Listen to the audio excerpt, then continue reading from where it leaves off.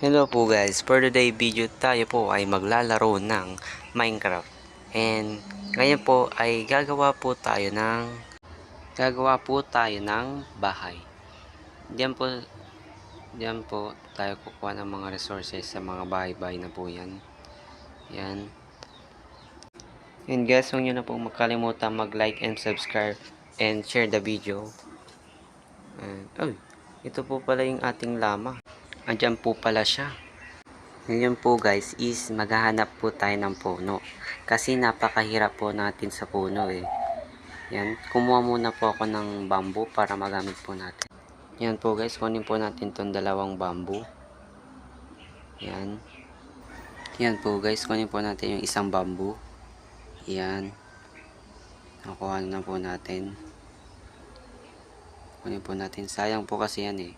Malaki pong may tutulong yan. Yan po. Gawa na rin po tayo ng ating bone meal kasi nakahanap po tayo ng dalawang puno. Yan po. Ang aking mga watermelon is nilagay ko na po dyan para makabuo po tayo ng bone meal. Kasi kung wala pong puno, wala din po tayong mga resources. Kaya magtanim po tayo ng maraming puno. Yan po guys. Kumuha po ako ng dirt po dito para takpan po yan. Yan. Yan, kinuha ko po yung dalawang puno. Kukuha po tayo ng dalawang puno para ilagay po natin dito sa... Yan po guys, may zombie po tayong nakita. Comment nyo po kung ano pong klaseng zombie to. Hala guys. Yan po guys. Hirap po niyang patayin. Yan po, nabigyan po tayo niya ng poison. Yan, takbo po tayo guys. Yan na. Tingnan po natin kung meron po tayong mga gamit dito na makakatulong na ma-atake po yung zombie. Shovel lang po meron tayo. Yan na lang po. Para basta mapatay po natin yung ano po yan. Yung zombie na po yan. Yan po guys, napatay na po natin siya. And ilagay na po natin yung ating mga tanim. Yan po guys, lalagyan po natin ng bone meal yan para tumubo po siya. Yun po guys. Tumubo na po siya and kunin na po natin yung kanyang mga kanya pong sanga. Yan po guys. Kukuha lang po ako ng aking axe dito para ano po natin siya maputol. Yan po guys. Kasi po pagka may matatagalan po tayo. Kaya mas mabuti na pong kahoy na. Yan. Yan guys, kunin po natin yung mga puno na yan. Kailangan po natin kasi ng maraming puno para makagawa po tayo ng bahay sa ating tabi po ng ating bahay. Yan po guys. Kailangan po natin gawin yun para magkaroon po tayo ng besenteng bahay at sarili po nating bahay. Kasi po, pag hindi po natin bahay is parang hindi naman po tayo magaling mag-survival. Kaya kailangan po natin ng sariling bahay. Yan po guys. Dito po kasi mahirap po dito eh. Mahirap po sila sa mga kahoy. Yan po guys. Ito po guys. Yan. Kunin po natin yung mga yan. And yung lalabas na bone meal po dyan ay kukunin po natin para mapabilis po ang pagtubo ng ating mga puno and mas dumami pa po sila. Yan po guys. Tumubo na po ang ating puno na tinanim. Kukunin po natin yan. Yan. Nilagay ko po yung bone meal dyan para bumilis po ang pagtubo ng puno. Yan po guys. Sa mga hindi po nakakalam sa bone meal, ang bone meal po ay isang pataba para bumilis po yung pagtubo ng mga puno. Yan po. Konting trivia po sa mga items sa Minecraft. Yan po guys. Mag-create na po ako ng old planks. Yan guys. Kailangan po natin ng maraming old planks para makabuo po tayo ng bahay. Yan. Guys, nag-iisip po ako kung saan ko po ilalagay, kung saan ko po itatayo yung aming king bahay. And napagdesisyon ko na dito na lang po ilagay. Yan po.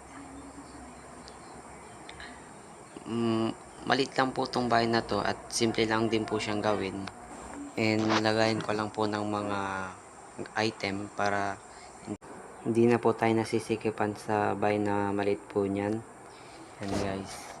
Importante po kasi yan para mas alam po natin kung saan natin ilalagay yung mga gamit po natin. Yan guys. And maubos na po ang ating mga oat planks. Kailangan na po natin magputol ng mga puno. Yan guys. Maglagay lang po tayo ng maglagay. Yan. Yan po guys. Lagay na po natin tong 5 natitirang oat planks. Yan po guys. Yan. Bus na po. Yan. Punta po tayo doon. Baka may natira pong mga item. Yan po guys. Nakuha po tayong puno. Dumadami na po ang ating mga resources sa mga puno guys. Konting item na lang po guys. Mapupuno na po natin to ng maraming puno guys. Yan po guys. Nagtataka po ako guys kung bakit dito po hindi po umuulan. Tapos banda po dyan sa kabilang village. Ano po. Umuulan. Yan guys. Tignan nyo po guys. Pag pupunta na po ako dun. Yan po guys. Tignan nyo kung anong nangyayari. Diba guys. Umuulan. Yan po guys. Matulong muna po tayo. And nakatulog po ang ating kapitbahay na si villager. Yan po guys. Yan po guys. Oh, may zombie po guys.